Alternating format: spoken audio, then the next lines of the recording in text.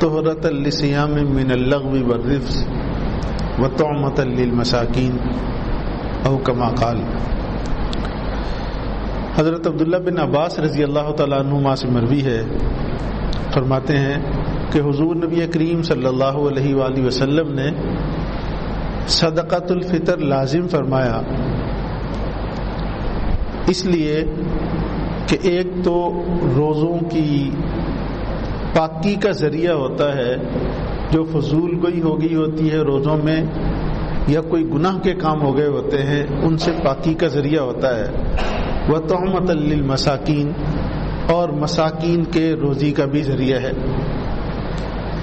تو اس اثر سے یہ بات معلوم ہوتی ہے کہ یہ جو صدقۃ الفطر روزے داروں پر لازم ہوتا ہے، مسلمانوں پر لازم ہوتا ہے، اس کی بنیادی حکمت یہ ہے کہ روزے میں جو اونچ نیچ انسان سے ہو جاتی ہے، انسان سے روزے کے دوران کوئی گناہ ہو جاتا ہے، کوئی برائی ہو جاتی ہے جو کہ روزے کی روح کے منافی ہے، تو اس کی صفائی کے لیے اللہ تعالیٰ نے یہ صدقۃ الفطر رکھا کہ اگر انسان صدقۃ الفطر ادا کر دے تو یہ روزے کے دوران ہونے والے جتنے گناہوں کے برائیوں کے دھبے ہیں ان کے لیے یہ صدقۃ الفطر کیمیکل ہے، یہ ان کو صاف کر دیتا ہے، روزہ صاف ستھرا ہو کر اللہ کے حضور پیش ہوتا ہے۔ اب دوسری بات یہ ہے کہ صدقۃ الفطر کن چیزوں سے ادا کیا جاتا ہے، مقداریں کتنی ہیں، تو اس سلسلے میں بھی بخاری شریف میں حضرت ابو سعید خدری رضی اللہ تعالیٰ عنہ سے مروی ہے کہ ہم حضور نبی کریم صلی اللہ علیہ وآلہ وسلم کے زمانے میں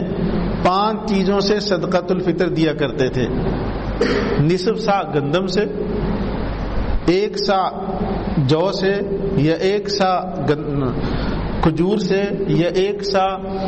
کشمش سے، یا 1 سا پنیر سے، جس کو آج کل چیز کہتے ہیں۔ تو یہ 5 چیزوں سے جناب نبی کریم صلی اللہ علیہ وآلہ وسلم کے زمانے میں صدقۃ الفطر ادا کیا جاتا تھا۔ گندم کا نصف سا ایک پیمانہ تھا حضور نبی کریم صلی اللہ علیہ وآلہ وسلم کے زمانے میں، جس کی مقدار میں کچھ فقہا کا اگرچہ اختلاف ہے، 3.5 کلو کا تھا یا 4.5 کلو کا، محتاط قول کے مطابق 4.5 کلو ہی شمار کرنا چاہیے، تو 4.5 کلو کا ایک مستقل پیمانہ تھا۔ تو گندم نصف سا یعنی 2.25 کلو اور باقی چیزیں 3.5 کلو یا 4.5 کلو، اگر سا کا اس حساب 4.5 کلو، تو اس کی قیمت ادا کرنا یہ صدقۃ الفطر کہلاتا ہے۔ حضور علیہ الصلوۃ والسلام کے زمانے میں گندم مہنگی ہوتی تھی، یہ چیزیں نسبتاً گندم کے سستی ہوتی تھی، جو بھی،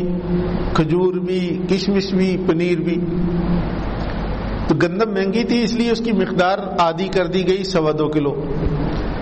ہمارے بر صغیر میں صدقۃ الفطر کے لیے گندم متعین ہے، سدہ بہار، صدقۃ الفطر دینا ہے جی، گندم کا حساب کر لو، 2.25 کلو گندم کی قیمت کتنی بنتی ہے، لہذا وہی دی جاتی ہے۔ حالانکہ حضور کے زمانے میں صدقۃ الفطر 5 چیزوں سے ادا کیا جاتا تھا، اور یہ صدقۃ الفطر کی حکمت بھی آپ کے سامنے آئی کہ اس سے روزے کی صفائی ہوتی ہے۔ آپ جتنے بڑھیا انداز سے آپ صدقۃ الفطر ادا کریں گے، بڑھیا دل سے ادا کریں گے، اتنا ہی زیادہ آپ کی روزے کی صفائی ہوگی۔ لہذا صاحب حیثیت جو لوگ ہیں ان کو بقیہ مقادیر سے دینی چاہیے، یا تو جو سے دے، یا کھجور سے دے، یا کشمش سے دے، اور میں عرض کیا کرتا ہوں کم از کم چلو سب کا نہیں دے سکتے تو جتنے گھر کے اندر روزہ دار ہیں ان کا صدقۃ الفطر تو جو کی مقدار سے دیں یا کھجور کی مقدار سے دیں۔ آج کل کھجور کی مقدار سے تقریباً 900 روپے بنتا ہے پر ہیڈ، اور جو کی مقدار سے تقریباً 300 بنتا ہے، اور گندم سے 130 بنتا ہے۔ تو جتنے روزے دار ہیں ان کا تو صدقۃ الفطر ادا کرنا چاہیے دوسرے کشمش سے یا کھجور وغیرہ سے، اور جو چھوٹے بچے ہیں ان کا بے شک گندم سے ادا کر دیں، اس لیے کہ صدقۃ الفطر آپ کے ذمے اپنا بھی ہے اور اپنے عیال کا بھی ہے، اور عیال سے مراد وہ تمام افراد ہیں جن کا کھانا پینا، لباس، پوشاک، رہائش آپ کے ذمے ہے، سب کچھ آپ مہیا کرتے ہیں، ان کا صدقۃ الفطر بھی اس گھر کے سربراہ نے دینا ہوتا ہے، چاہے وہ 24 گھنٹے کا رکھا ہوا ملازم ہی کیوں نہیں ہے۔ اس کو آپ کھانا دیتے ہیں، رہائش دیتے ہیں، لباس دیتے ہیں، اس کا صدقۃ الفطر بھی آپ نے ادا کرنا ہے. جو آنے جانے والے ہیں، ملازم آتا ہے 2 گھنٹے کے لیے کام کیا چلا گیا،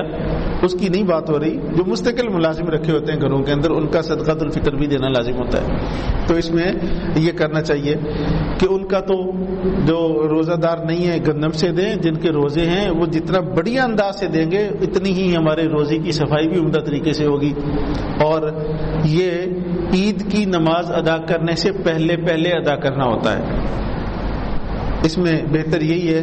کہ اس آخری عشرے میں ادا کر دیا جائے تاکہ جس مستحق کو آپ نے دینا ہے وہ اپنی ضرورت اس سے پوری کر لے. عام طور پر ہم دیتے ہیں عید کی نماز جانے سے پہلے یا آخری دنوں میں دیتے ہیں،